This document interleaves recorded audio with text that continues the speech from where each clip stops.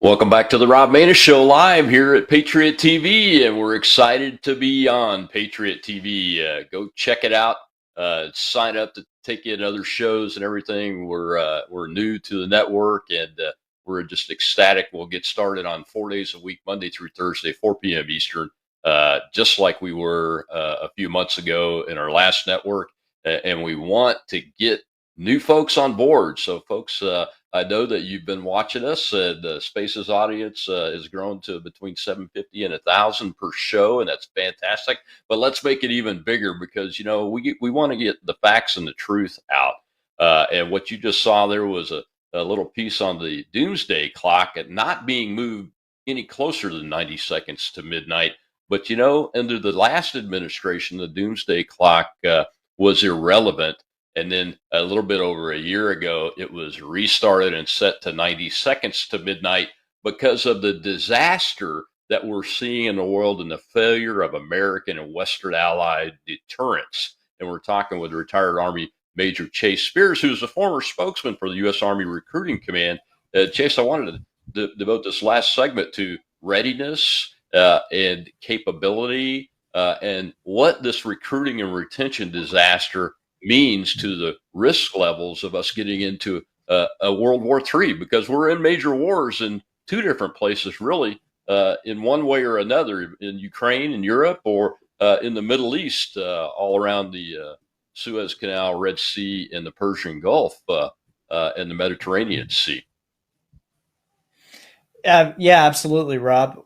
When you look at human history is marked by conflict. There's always a tribe at war with each other. There's always a state at war with each other.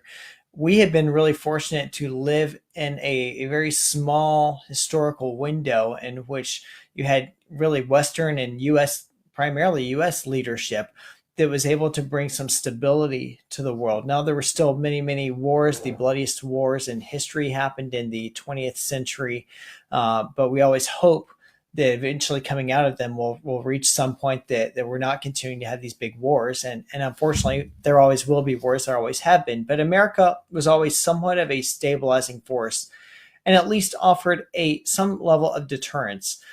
There's no doubt that if we had a strong national defense policy, if we had an occupant of the White House who the rest of the world feared and took seriously, the invasion of Ukraine would not have happened.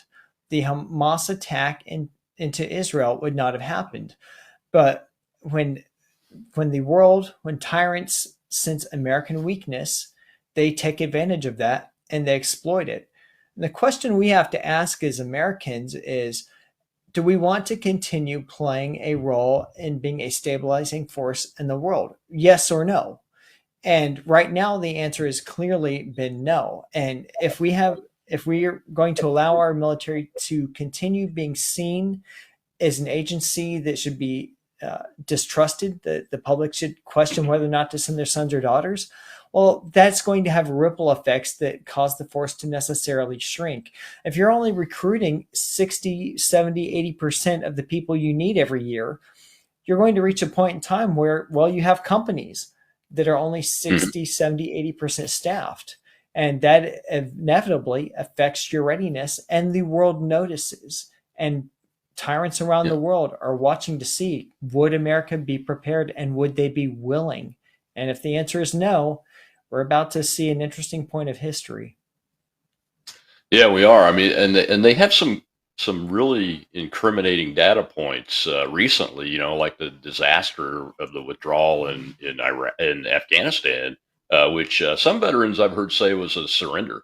Quite honestly, and that's pretty compelling testimony right there. And I'm not talking about veterans like me that have been out for 10 years, but that folks that have just left the service after that debacle. So the adversaries see that. The adversaries see what's happening within our services with the critical theory policies and the indoctrination using Marxism to get our own troops to distrust each other as an innate value of their service in the United States Armed Forces. I almost said team, but I cannot say the words distrust each other and teammates in the same sentence and make it sound like it's logical because it's illogical. And our adversaries are seeing that too, aren't they? They absolutely are. Think for a moment to China. They're run by the CCP, is a government that's founded on Marxist principle. I promise you, within their army, they are not indoctrinating their military men to be suspicious of each other. They're indoctrinating their military men to see with a unified vision so that should the nation of China decide that they want to engage in warfare somewhere at the actual physical level, we know they're engaging in warfare economically and electronically. But if the CCP decides we want to go to war physically, kinetically with our force, they want that force marching in lockstep. It's to their benefit for us not to be in lockstep. These policies, these Marxian ideas within the force, they just sow division. They sow mistrust. As you said earlier, when the bullets are flying, you don't need to be wondering if your battle buddy to the right or to the left, or if your sergeant or if your commander, if they have your back because, well, they're of a different intersectionality, they're of a different way of belief. You don't need to have that in your mind. You need to have on your mind, what do I do right now to stay alive and advance the mission, and to have complete trust in the person to the right and to the left. And that's what we've got to get back to. And that's what these policies are undermining. Yeah, when you talk to an infantryman that's been in combat, I've never heard one not tell me this. Look, we don't die for our country when we're in the infantry. We die and live for each other. And Mm-hmm. I've talked to many, many men that have done that job in real life combat of all sizes and of all races. And that's what they actually believe. Well, let's take one more question from the live audience before we close the show out. It's been a great show so far. Kat and Shell, I see a hand up over there. Go ahead. Go ahead, Joseph. Yes, sorry about that. Can you hear me? Yes. Fantastic. Thank you, Colonel. Thank you, Kat.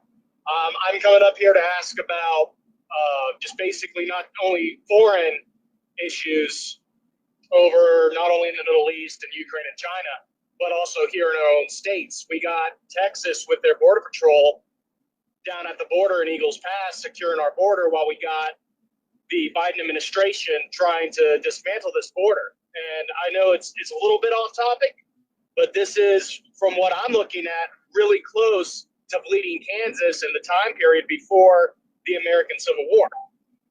I'm not a separatist. I don't want Texas to leave the Union. I want to restore confidence in the federal government and its ability to protect our nation.